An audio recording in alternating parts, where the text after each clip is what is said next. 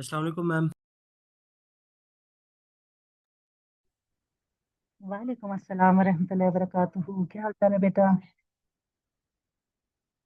अल्हम्दुलिल्लाह मैम, आप कैसी हैं? अल्हम्दुलिल्लाह। इसमें वेट कर रही थी कि 45 हो जाए, फिर मैंने कहा फिर बातचीत शुरू करते हैं। ठीक है, just a minute. Okay. Okay ma'am.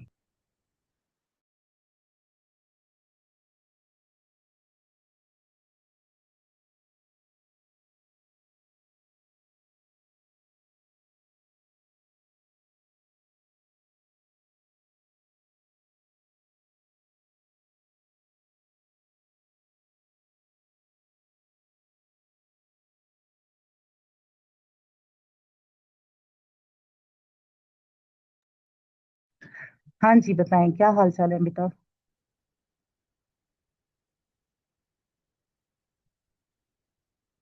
अस्सलाम वालेकुम मैम।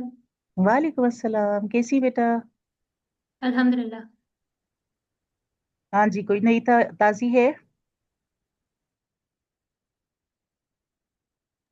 नो मैम, बस यूनी खोलने का वेट कर रहे हैं। अल्लाह खैर फरमाए। हम भी वेट कर रहे हैं कि कोई क्लैरिटी आती है तो देखते हैं। अल्लाह खैर फरमाए। मैम उनके इरादे तो नहीं लग रहे कि यूनी ओपन होगी। बेटा कल तो कोई किसी चीज की प्रोग्रेस तो हुई थी। अब मुझे, I am sorry, I was not well. कल से जरा तबीयत खराब थी, तो मुझे क्लियरली याद नहीं आ रहा। कोई प्रोग्रेस तो थी शायद कल। उन यस मैम, आई गेस कुछ मीटिंग्स हुए हैं। हाँ, मुझे भी ऐसा कुछ है, लेकिन मुझे क्लियरली नहीं याद कि मैंने कहाँ पे पढ़ा है, क्या पढ़ा है ना।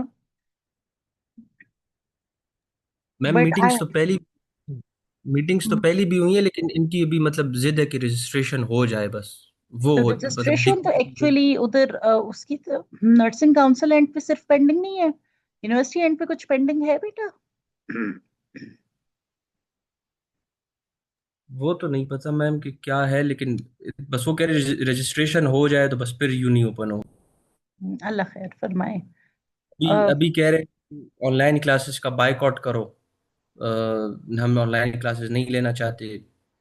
और स्टूडेंट्स जो दूर दराज इलाकों में रहते हैं, उनके लिए इंटरनेट प्रॉब्लम होती है, तो अब वो कह रहे हैं। ये उसी दिन से चल रहा था जिस दिन नोटिफिकेशन आई थी। नहीं, लेकिन ये कहाँ से, किसकी तरफ से ये बात आ रही है कि ऑनलाइन क्लासेस का बायकॉट करो? ये हमारे जो सो कॉल्ड प्रेसिडेंट्स हैं सोसाइटीज और फेडरेशंस के। आपको ये बात याद है कि उन्हीं की डिमांड थी कि फिजिकल क्लासेस हों? फिजिकल क्लासेस हुई तो बार बार यूनिवर्सिटी बंद करने वाला प्रोसेस हो गया। So can you make a वो लूप? आप चीजों को इंटरकनेक्ट कर सकते हो कि this is a chain of events. बस मैम ये अब कोई खिचड़ी बना रहे हैं, कुछ तो कर रहे हैं स्टूडेंट्स। नहीं, इनको खुद नहीं पता, इनको खुद भी नहीं पता ये क्या कर रहे हैं। ज्यादातर ना लोग फॉलोअर्स होते हैं, चंद एक लोग लीडर्स होते हैं। तो हम जब कम्युनिकेशन एंड पे चीजें पढ़ रहे होते हैं तो हम यही देखते हैं कि कम्युनिकेशन में कौन से पैटर्न्स हैं, ताकि हमें समझ आए लोग कर क्या रहे हैं। ठीक है ना? तो जब आप एज अ कम्युनिकेशन साइंटिस्ट, क्योंकि आप थ्योरीज पढ़ रहे हैं तो आप साइंटिस्ट वाली कैटेगरी में आ रहे हैं, जब आप एज अ कम्युनिकेशन साइंटिस्ट किसी को पढ़ते हैं तो आपको बड़े मजे की बातें उनके बारे में पता चलती हैं कि देखिए दे आर सो इंटेलिजेंट। इन्होंने कैसे लोगों को कभी इस तरफ कर देते, कभी उस तरफ कर देते हैं। मतलब, यस मैम, और ये एक दूसरे को भी ब्लेम कर रहे हैं। है ना? मतलब इट इज, ये वैसे ही सिर्फ ये है कि वो इतनी बात इतनी बार बार बोल रहे हैं, इतनी उनकी बात रिपीट हो रही है, इतनी बार बार सामने आ रही है, तो उनका पॉइंट ऑफ व्यू प्रोमिनेंट है। बट अदरवाइज आप पॉइंट ऑफ व्यू में थोड़ी सी लेयर्स निकाल के देखें तो चीजें समझ आएंगी ना। एक तरफ उनका टाइम है विच इज वेरी इंपॉर्टेंट, और उस पे कोई किसी का, मेरा नहीं ख्याल कि किसी को एतराज होगा या कोई इनकी बात को डिनाई करेगा। But at the same time बाकी सारे डिपार्टमेंट्स के लोगों का टाइम क्या इंपॉर्टेंट नहीं है? क्या उनकी डिग्रीज, क्या उनकी एजुकेशन इंपॉर्टेंट नहीं है?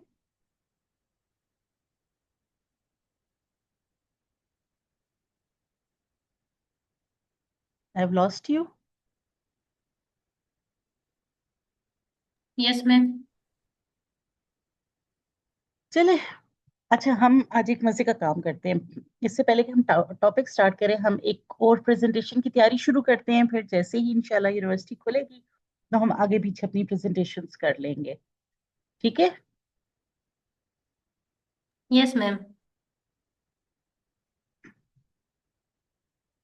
अच्छा जी। ये हमारी छोटी सी प्रेजेंटेशन है। आपने पहले से किसी की हुई हुई रिसर्च में थ्योरी देखनी है, ठीक है ना। तो बेसिकली आपने किसी का कोई भी नेट पे, गूगल स्कॉलर का पता है आपको कि गूगल स्कॉलर का भी नहीं पता? यस मैम, पता है। ठीक है। scholar.google.com पे चले जाएं और जो भी आपका टॉपिक ऑफ इंटरेस्ट है, रेंडमली ही किसी थ्योरी का नाम लिख लें, whatever you are interested in. उस पे कोई भी पब्लिश्ड पेपर खुद सेलेक्ट करें, पेपर खोल के देखें, आपको इंटरेस्टिंग लगे, आपको इजी लगे, ठीक है ना। तो वो आपने हमारे सामने प्रेजेंट करना है। मेनली हमारा इंटरेस्ट क्या है कि इसमें कौन सी थ्योरी इस्तेमाल हुई थी, ठीक है ना, ताकि हमें ये समझ आए कि थ्योरी रिसर्च में कैसे यूज होती है। तो उसमें आप क्या चीजें हमें आंसर करेंगे, ऑब्वियसली बंदा बताएंगे कि रिसर्चर एक दो तीन जो भी उनके नाम थे वो कौन थे, किस साल में कौन से इलाके पे उन्होंने रिसर्च की, मतलब वो उन्होंने यूरोप में की या उन्होंने पाकिस्तान में की, ठीक है, फॉर एग्जाम्पल। और वो रिसर्च कैसे की। तो बेसिकली ये जो क्वेश्चन नंबर 1 है कि थ्योरी कौन सी इस्तेमाल हुई और वो रिसर्च कैसे की, ये मेरे इंटरेस्ट एरिया से है। इसमें कोई क्वेश्चन? मैम ये फर्स्ट की समझ नहीं आई, ये थ्योरी यूज्ड। कौन सी थ्योरी इस्तेमाल हुई थी इस रिसर्च पेपर में, जो आपने रिसर्च पेपर सेलेक्ट किया है हमारे साथ, हमारे सामने प्रेजेंट करने के लिए, इसमें उन्होंने कौन सी थ्योरी इस्तेमाल की थी।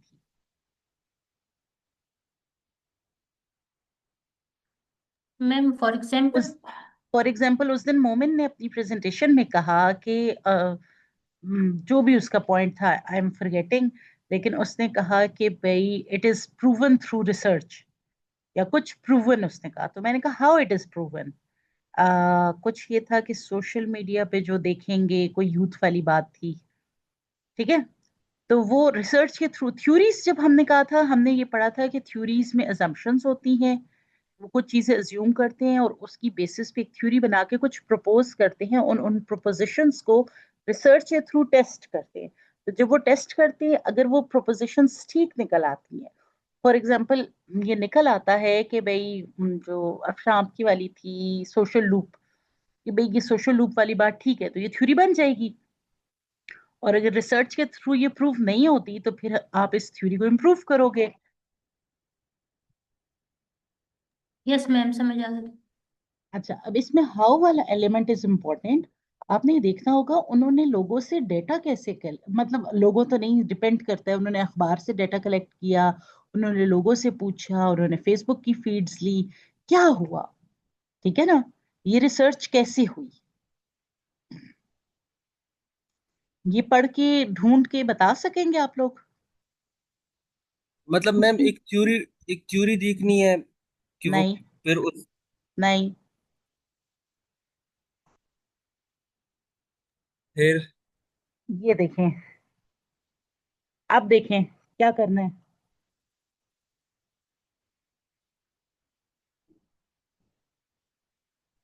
नहीं ना मैम, समझ नहीं आ रही ना।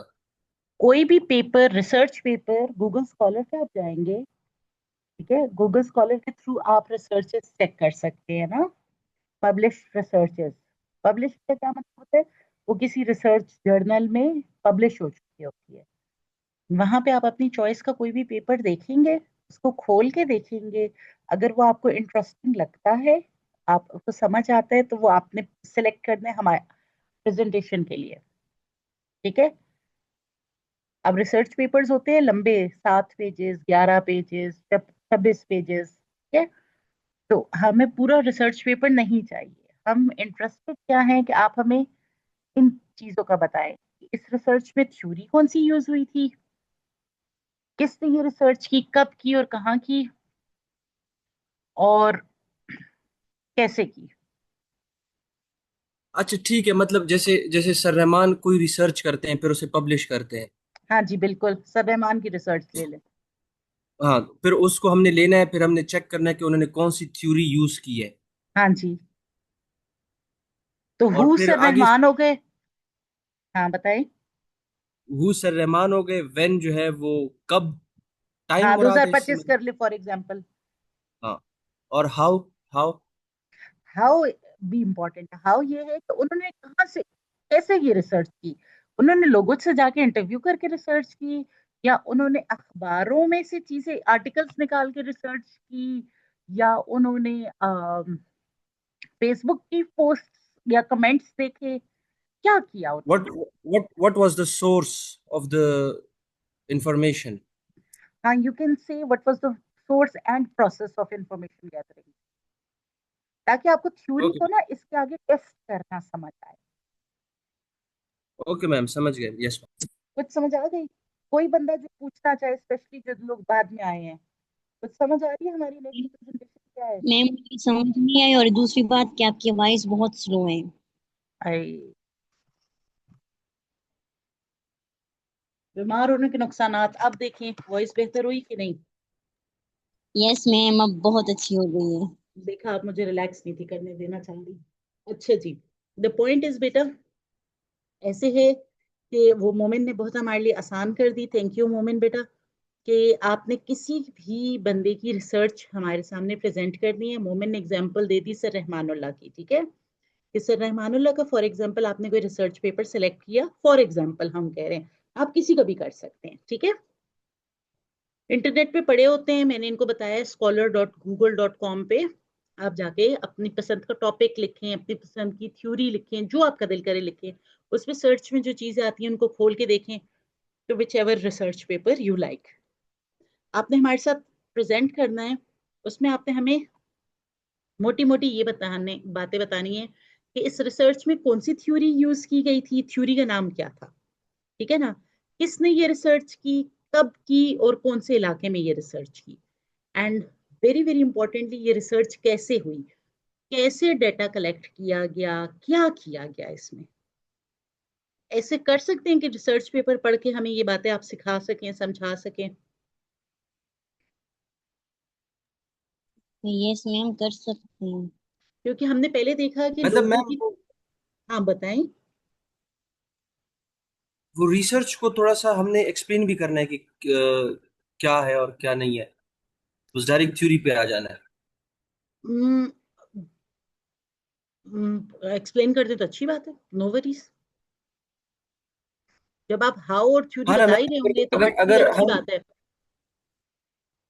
हाँ ना मैम, तो इस तरह तो फिर थ्योरी की समझ नहीं आएगी ना, कि अगर उसने एक थ्योरी का यूज किया है तो फिर तो स्टूडेंट्स को समझ नहीं आएगी अगर रिसर्च का ही पता ना हो कि किस अच्छा चीज नहीं, ये क्या देखिए है ये और किस आखिरी तरह नहीं पॉइंट। है। थोड़ी सी नहीं, मैंने लिखा हुआ था, पॉइंट नजर नहीं था आ रहा। ये देखिए लिखा हुआ था कि उन्होंने क्या मतलब इस रिसर्च में उन्होंने क्या बताया है। बस अब वाजे हो गया ना। हाँ सॉरी, अच्छा मैंने क्लिक नहीं था किया हुआ तो अगला पॉइंट नजर नहीं था आ रहा। अच्छा जी, so we are clear with next topic. Let's suppose university next week खुलती है, तो नेक्स्ट वीक भी you should be ready for your presentation. मैं साथ साथ आपको चीजें देती जाऊंगी, ठीक है ना? सो अगर यूनिवर्सिटी खुलती है तो वील देयर एंड देन हम फर्स्ट सेकंड वर्किंग डे में अपनी चीजें सेटल कर लेंगे, प्रेजेंटेशंस कर लेंगे। ओके? तो मैम फिर पेपर कब होंगे? अल्लाह खैर फरमाए। Ma'am okay. Which presentation, agency presentation और एजेंसी दिस वाली तो थर्ड वन? आपकी रेडी है, ठीक है ना? तो अब मैंने अगली दे दी। अब आप आजकल घर में फारिग हैं, तो अब अम्मी रोटी बनाना तो नहीं सिखा रही होंगी, तो कुछ तो करेंगे भी, तो प्रेजेंटेशन की तैयारी कर ओके लेते हैं, ठीक है? ओके। गुड। अच्छा जी, अब हम आज के टॉपिक पे आ रहे हैं। मैस मीडिया और मॉडर्न सोसाइटी, पता नहीं ये क्या चीजें हैं, देखते हैं, ठीक है? ये नई नई चीजें हैं, जरा सी पढ़ लेते हैं। अच्छा जी, हम मैस मीडिया को तो रिविजिट करेंगे, वो हमें बहुत अच्छे से पता है। फिर ये मैस सोसाइटी की कोई थ्योरी है, मैस कल्चर है कोई, फिर कल्चर इंडस्ट्रीज हैं, इनका क्रिटिसिज्म, और finally MCQs. One by one देखते हैं। Mass media we all know क्या है। Technology and institutions that enable communication to a large heterogeneous and geographically dispersed audiences, और simultaneously होता है जिसमें पर्सनल कांटेक्ट बहुत कम होता है, ठीक है ना, सेंटर और रिसीवर के दरमियान। तो ये वो पुरानी बातें हैं, बिल्कुल पुरानी बातें, इसलिए इसकी डिटेल में कोई बात जाने की जरूरत नहीं है। लार्ज भी होती है ऑडियंस, एनोनिमस भी होती है, डाइवर्स भी होती है। हिस्टोरिकली जो पुराना जमाना था वो one two many communication flow था। वन टू मैनी क्या, कि एक जर्नलिस्ट है या एक सोर्स ऑफ इंफॉर्मेशन है और वो बहुत सारी ऑडियंसेस तक जा रहा है। रिटेटेड मैसेजेस थे, चाहे वो प्रिंट हो, चाहे ब्रॉडकास्ट हो, चाहे आजकल के जमाने का डिजिटल कम्युनिकेशन ही क्यों ना हो। और पहले इंस्टीट्यूशनल स्टैंडर्ड्स ही थे, चाहे जो मीडिया ऑर्गेनाइजेशंस होती थी या गवर्नमेंट थी या कोई भी कॉरपोरेशंस होती थी, ठीक है ना। और कॉरपोरेशंस इसलिए भी है कि एडवर्टाइजमेंट्स भी तो मैस कम्युनिकेशन के जुमरे में आएंगी, ठीक है ना। पास्ट में पहले हमारे पास प्रिंटिंग प्रेस आ गया, फिर फिल्म एंड रेडियो आ गया, फिर टीवी आ गया, फिर इंटरनेट आ गया। वो जर्नली मैस मीडिया की एवोल्यूशन है, अंडरस्टूड सी हमारे लिए बात है, ठीक है ना। अब उससे हम एक नई चीज, ये इतना हल्का सा हमने रिविजिट किया और अब हम एक नई थ्योरी के पास आ रहे हैं। वो थ्योरी का नाम है मैस सोसाइटी थ्योरी। वो बेसिकली थ्योरी ये कहती है कि जब एग्रीकल्चरल सोसाइटी से इंडस्ट्रियल सोसाइटी बन गई तो उसकी वजह से सोशल बॉन्ड्स चेंज हो गए, और इसमें मीडिया का क्या रोल था।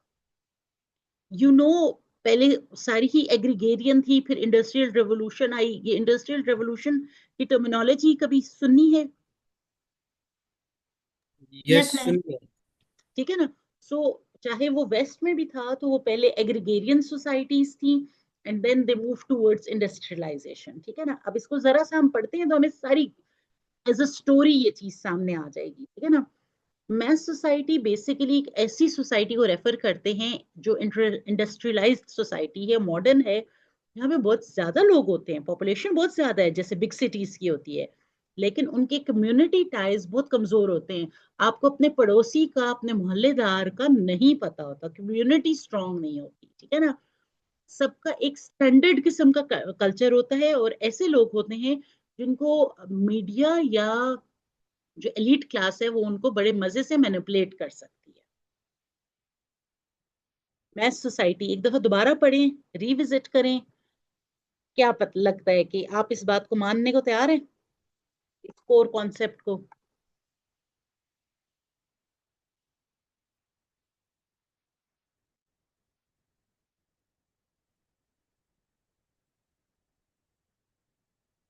हेलो।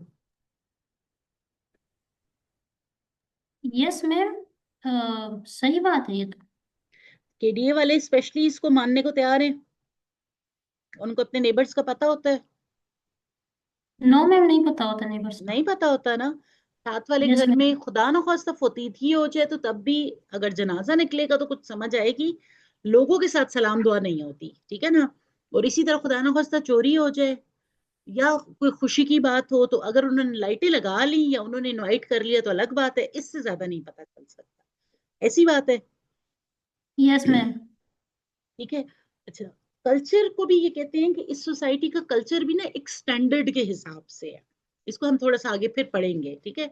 और ये भी बात कहती है, ये थ्योरी ये बात कहती है कि ये ऐसे लोग होते हैं कि इनको मीडिया या एलिट्स बहुत आसानी से मैनिपुलेट कर सकते हैं, गलत कर सकते हैं। आपको लगता है कि आप और हम ऐसे हैं कि हमें मीडिया या एलिट्स गलत कर सकें?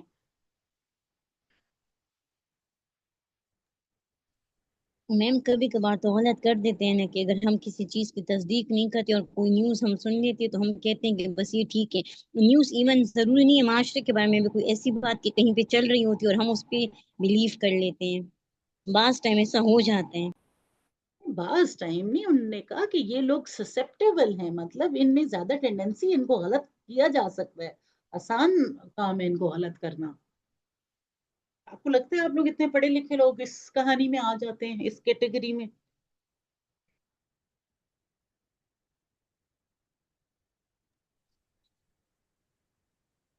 ऐसा यस फील मैम। नहीं होता, ऐसे फील नहीं होता कि जब से ये रिसेंट वॉर नहीं थी स्टार्ट हुई तब से ईरान और हमारी कोई खास दोस्ती नहीं थी, तो हमारे कोई इतने पॉजिटिव बातचीत नहीं थी चलती होती?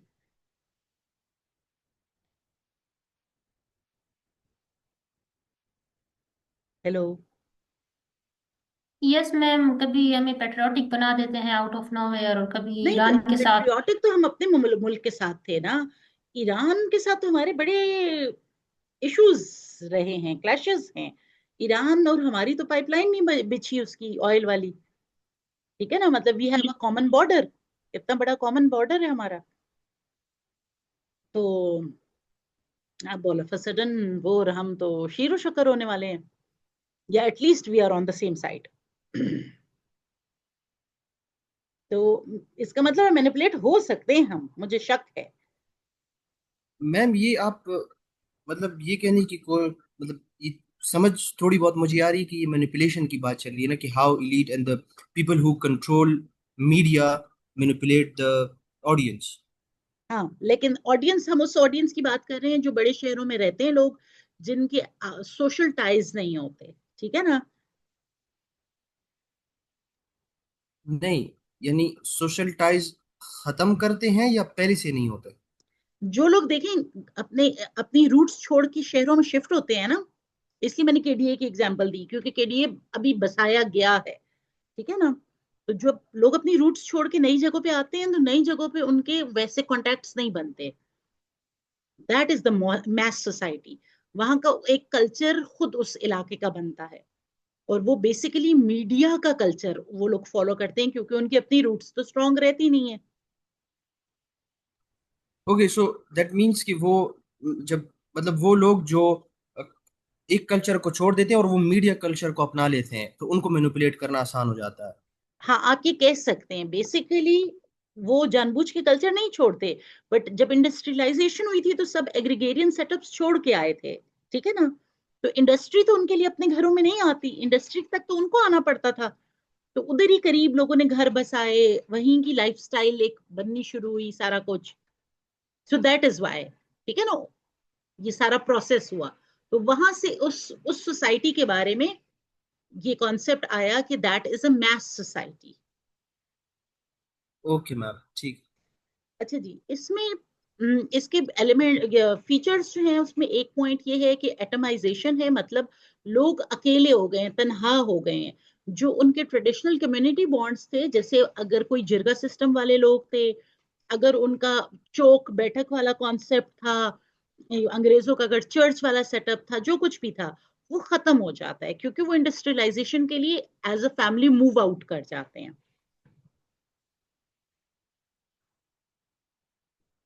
ये बात समझ आती है?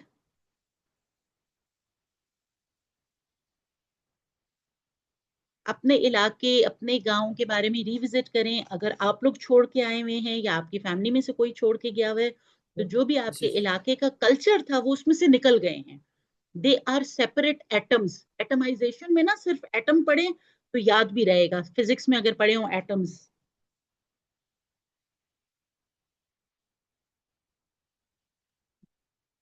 बच्चे आज मैम रिस्पॉन्स समझ बहुत कम कम है। समझ आ समझ गई, आ आ रही है गई मैम। है। अच्छा चलें, मैम आ गुड। रही है। ठीक है, मैं आगे जाऊं? Yes ma'am. अच्छा जी, एनोनिमिटी तो हमें पता है, हमने एनोनिमस रिपोर्ट्स के बारे में पढ़ा हुआ है, कि वही वाली बात है जो हम ऑलरेडी कर चुके हैं, कि लोग अपने उनको पड़ोसियों को नहीं जानते, ठीक है ना। तो एक क्राउड में पर्सनल आइडेंटिटी आपकी नहीं होती। गांव वगैरह में आपको ना लोग बहुत अच्छे से जानते होते हैं, जो कुछ पुराने सेटअप्स थे, ठीक है ना। आप 3 साल बाद भी और 10 साल बाद भी गांव जाएं तो आपके वालिदैन की निस्बत से लोग आपको बाय नेम भी इवन जानते होंगे। इवन 20-20 साल बाद भी लोग मिलते हैं तो they know you by names. लेकिन जिस शहर में, जिस मैस सोसाइटी में आप पिछले 20 साल से रह रहे हैं, उसमें भी देर इज पॉसिबिलिटी कि आपके नियर बाय नेबर्स में भी कोई आपको ना जानता हो। If there is any question just feel free to ask. अच्छा, अच्छा जी, चूंकि मीडिया को एक छोटी क्लास, ठीक है ना, एक छोटा ग्रुप ऑफ पीपल कंट्रोल कर रहा होता है, तो जब वो मीडिया को कंट्रोल कर रहा होता है तो पॉलिटिकल डिस्कोर्स को भी, या पॉलिटिकल जो भी कम्युनिकेशन चल रही है उसको भी वही कंट्रोल कर रहे होते हैं। और जो मैस सोसाइटी में लोग हैं, जो मैसेस हैं, उनको फिर ये लोग बहुत आसानी से इन्फ्लुएंस कर सकते हैं, क्योंकि वो लोग सिर्फ रिसीविंग एंड पे होते हैं, एज पर दिस थ्योरी। दूसरा ये कि इस मैस सोसाइटी में ना लोगों के टेस्ट, उनकी वैल्यूज और उनके बिहेवियर्स जो है ना होमोजेनस हो जाते हैं, सोसाइटी के लेवल पे वो बराबर हो जाते हैं, उनकी डाइवर्सिटी कम होती जाती है।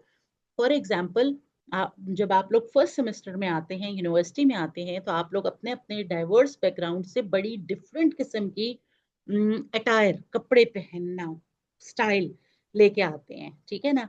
और जैसे जैसे आप 8th सेमेस्टर तक आते हैं तो काफी हद तक यूनिफॉर्मिटी होती जाती है, या एक स्टैंडर्ड लेवल पे आ जाते हैं। आप में से ज्यादातर लोग ये समझ जाते हैं कि ये चीज एक्सेप्टेबल है यूनिवर्सिटी में, इस किस्म के कपड़े एक्सेप्टेबल हैं और इस किस्म के फॉर एग्जांपल मुनासिब नहीं लगते, तो डाइवर्सिटी कम हो जाती है। इनमें से किसी पॉइंट पे आपको एतराज हो मेरे साथ, कोई आप कॉन्ट्रडिक्ट करना चाहें?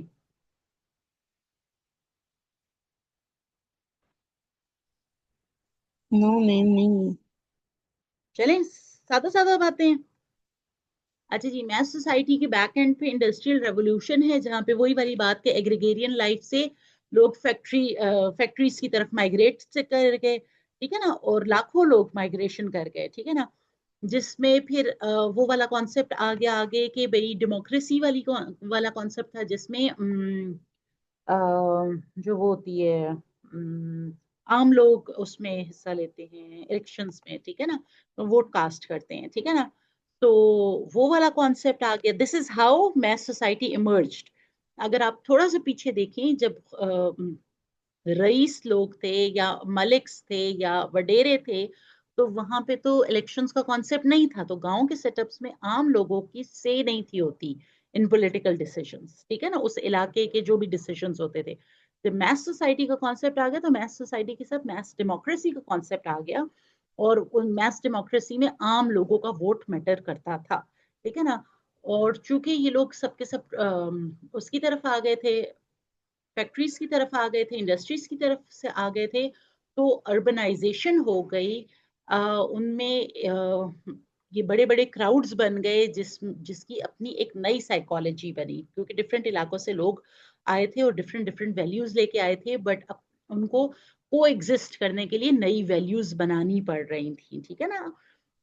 और दूसरा ये कि मैस कम्युनिकेशन की टेक्नोलॉजीज की इम्पोर्टेंस बन गई, ठीक है ना, क्योंकि अब एक तो ये मैस कम्युनिकेशन की टेक्नोलॉजी साथ साथ डेवलप भी होती गई, और दूसरा ये कि बड़ी बड़ी पॉपुलेशंस थी, तो उन तक एक मैसेज एक मोमेंट एक टाइम पे पहुंचाना आसान भी हो गया, और उसका तरीका भी निकल आया।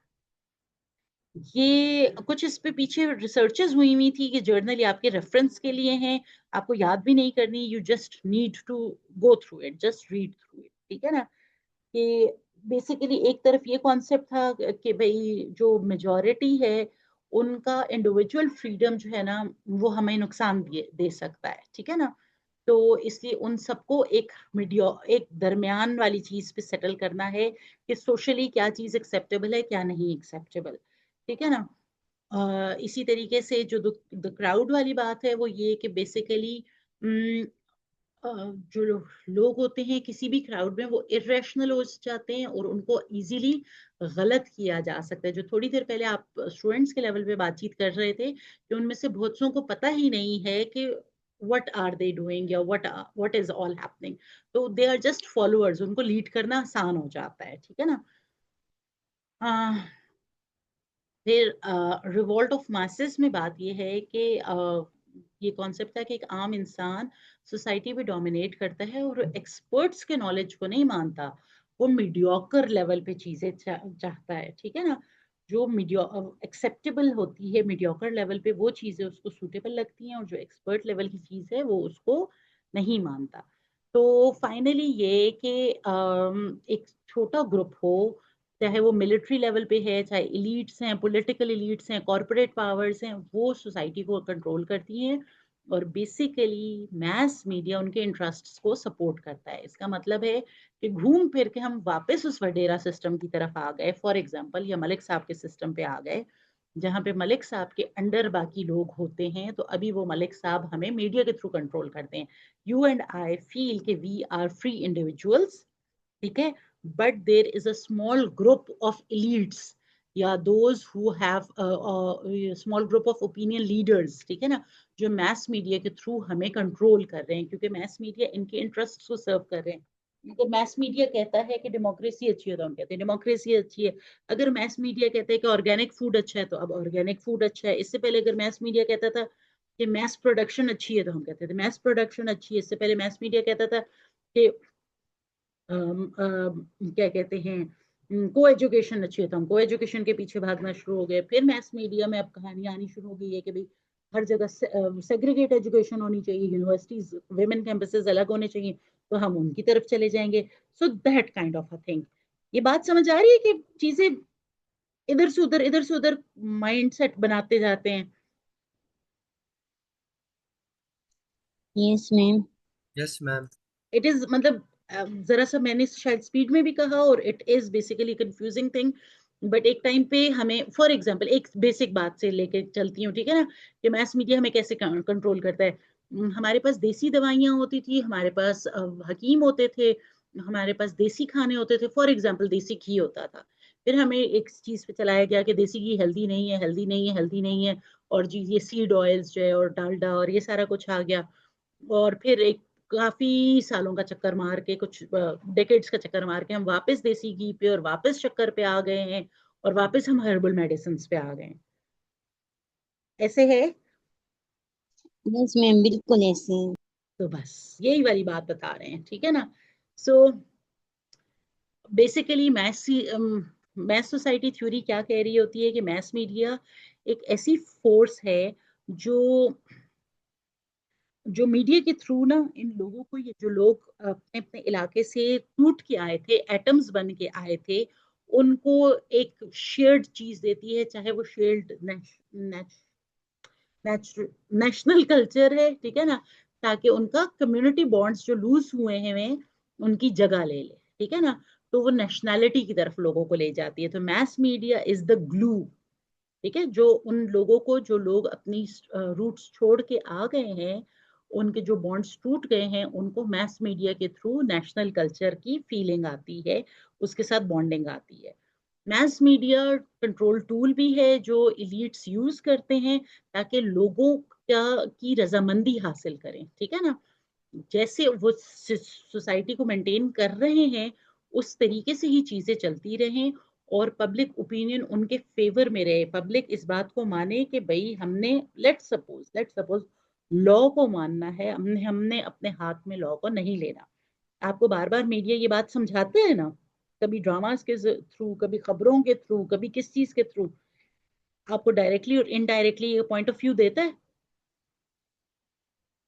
Yes ma'am. यस। या फॉर एग्जांपल आपका personal freedom, freedom of expression, कोई भी वैल्यूज, हम ये नहीं कह रहे कि वो वैल्यू अच्छी है या बुरी है, हाँ, लेकिन हम ये कह रहे हैं कि एलिट्स का जो माइंडसेट है ना, एलिट्स को जो वैल्यूज, जो चीजें पसंद हैं, वो उस चीज के लिए आपका कंसेंट बनाते हैं, आपकी रजामंदी हासिल करते हैं थ्रू मैस मीडिया, ठीक है। तो आप उसमें बिलीव करना शुरू कर देते हैं। आपको ये नहीं लगता कि मुझे जोर जबरदस्ती कहा जा रहा है कि मैं ये काम करूं, मैं देसी घी छोड़ दूं। वो आपको कन्विंस करते हैं कि आप देसी घी छोड़ दें। तो 30 सालों से देसी घी का किसी का कोई वो नहीं रहता इंटरेस्ट, और उनके टेस्ट नहीं बिल्ड हुए सारा कुछ, अब वो आपको वापस देसी घी पे ले आए हैं, ठीक है। तो बोथ केसेस में पहले भी जब उन्होंने आपसे छुड़वाया भी था, आपसे तो नहीं, आपके बड़े बूढ़ों से छुड़वाया था, तो तब भी उन लोगों ने अपनी मर्जी से छोड़ा था देसी घी, फॉर एग्जाम्पल, और वापस आके अभी भी अपनी मर्जी से लोग वापस देसी घी की तरफ जा रहे हैं, ठीक है ना। Same is for organic food, and same is for example मैंने आपको कहा सेग्रीगेट एजुकेशन एंड को एजुकेशन। सेग्रीगेट एजुकेशन आपको समझ आती है ना, कि बॉयज की अलग एजुकेशन इंस्टीट्यूशन हो, गर्ल्स के अलग हो, ठीक है ना। तो यस हमारे मैम। बचपन में इस पे बहुत काम होता था, आपका बचपन नहीं, लेकिन हमारे बचपन में को education it was very much in, ठीक है ना। अब दोबारा सेग्रीगेट की तरफ जा रही है चीज। यू कम अक्रॉस के भाई अलग से कैंपसेस बन रहे हैं, खवातीन के अलग कैंपसेस हों, यस मैम। ठीक है। सो जस्ट द थिंग, हम इसमें से ये नहीं देख रहे कि को एजुकेशन ठीक था या सेग्रीगेट एजुकेशन, हमें इससे फर्क नहीं पड़ रहा। हम सिर्फ ये देख रहे हैं कि हाउ मीडिया मैन्युफैक्चर्स और कंसेंट, कि हम अपनी मर्जी से वो काम कर रहे होते हैं, जो कि एक्चुअली मीडिया हमारे इलीट्स हमसे करवा रहे हैं थ्रू मीडिया, ठीक है। अच्छा जी। फिर वल्नरेबिलिटी क्यों है मैस मीडिया के थ्रू, क्योंकि जो मैस ऑडियंसेस हैं, ठीक है ना, वो प्रोपेगेंडा में बहुत जल्दी आ जाती हैं, क्योंकि वो क्रिटिकल स्किल्स लैक करते हैं, ठीक है ना। अभी हमने थोड़ी देर पहले डिस्कस कर लिया कि भाई फॉर एग्जांपल अब रिसेंट सिनेरियो में हम और Iran are two Muslim countries standing with one another kind of, ठीक है ना, या वी आर कॉर्डियल नेबर्स, या इस किस्म की चीजें, जबकि ये प्री वॉर सिचुएशन में ऐसा कुछ भी नहीं था, ठीक है ना। आप दूर दूर तक देखें, ईरान की खबरें ही हमारे पास सिस्टम में नहीं थी, और ईरान को हम कोई पॉजिटिव लाइट में एज सच नहीं थे देख रहे होते। We are good to go, आगे जाऊं? Yes yes ma'am. Ma'am. Oh good, okay, we are done with that theory. अब अगली थ्योरी, ठीक है, छोटी छोटी थ्योरीज है, इंटर रिलेटेड बातें हैं। फिर अब एक और कॉन्सेप्ट आता है मैस कल्चर का, ठीक है ना, एक ऐसा कल्चर जो मैसेस के लिए, बिगर सोसाइटीज के लिए बनाया जाता है। इससे पहले, अच्छा पहले मैस कल्चर पढ़ लेते हैं, फिर फोक कल्चर को डिस्कस करती हूँ। मैस कल्चर बेसिकली वो कल्चरल प्रोडक्ट्स हैं जिनमें हमारी movies, films, dramas, fashion, food सब कुछ अंदर आ रहा है, ठीक है ना, जो कि कोई भी कमर्शियल लेवल पे बनाई जा रहे हैं लार्ज ऑडियंस के लिए, जो कि मैस ऑडियंस है, हेट्रोजेनस ऑडियंस है, ठीक है ना। इससे पहले जो सेटअप था ना वो फोक कल्चर का था, हर इलाके का अपना कल्चर होता था, तो उस इलाके की कम्युनिटी का वो कल्चर था, उस इलाके के अपने फोक, आपने सुना होगा फोक सॉन्ग्स या फोक सिंगर्स, फोक लोर अगर लफ्ज सुना हो, ठीक है ना। यस तो मैम। इलाकों की स्पेशलिटीज थी पहले, ठीक है ना, तो वो उनकी ट्रेडिशंस के साथ रेलेवेंट थी, उस इलाके, वो इलाका उन चीजों को ओन करता था, ठीक है ना, और या तो जबानी लोगों तक पास डाउन होती थी या अदरवाइज भी मैनुअली पास डाउन होती थी, मीडिया अंदर नहीं था, ठीक है ना। तो मतलब जो आपने अपनी दादी से कहानियां सुनी हुई हैं या आपकी हाँ, तो उनके साथ आपका कनेक्शन बहुत डिफरेंट है, वो मीडिया की कहानी के साथ तो नहीं आ सकता कि दादा दादी ने जो स्टोरी सुनाई हो। The connection is very very different, और वो उसमें जिस तरीके से आपको कोई भी उसमें चाहे सबक दे रहे हो या जैसे भी उसको रिलेट कर रहे हो, तो that is something that you resonate with, ठीक है ना।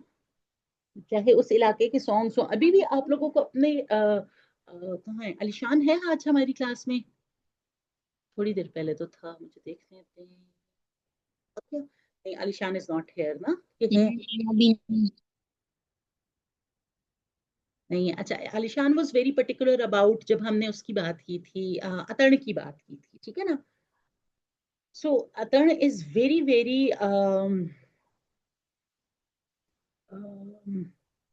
लोगों, मतलब कल्चर में ना बड़े अच्छे से इनग्रेन्ड है, बहुत अच्छे से जुड़ा हुआ है, ठीक है ना। तो अतर्ण की अपनी एक वैल्यू है, या जो भी लोकल डांसेस हैं, ठीक है ना, that is folk culture, local हमारे लेवल की चीजें, ठीक है, और उसमें थोड़ी थोड़े वो भी हैं, डिफरेंसेस भी हैं थोड़ा इलाका छोड़ के, ठीक है। फिर हाई कल्चर वो होता है जो कि बेसिकली जो उस फील्ड के एलीट क्लास होती है, जो एक्सपर्ट्स होते हैं, उनके थ्रू क्रिएट किया जाता है। इसमें अब उस लेवल का म्यूजिक आ रहा है, उस लेवल का आर्ट आ रहा है जो हम जिसको क्लासिकल म्यूजिक या इस किस्म के फाइन आर्ट्स कहते हैं, ठीक है ना। तो इसमें बहुत उससे रेलेवेंट एजुकेशन की भी जरूरत होती है। अब देखें फोक कल्चर में कोई एजुकेशन, कोई कॉन्सेप्ट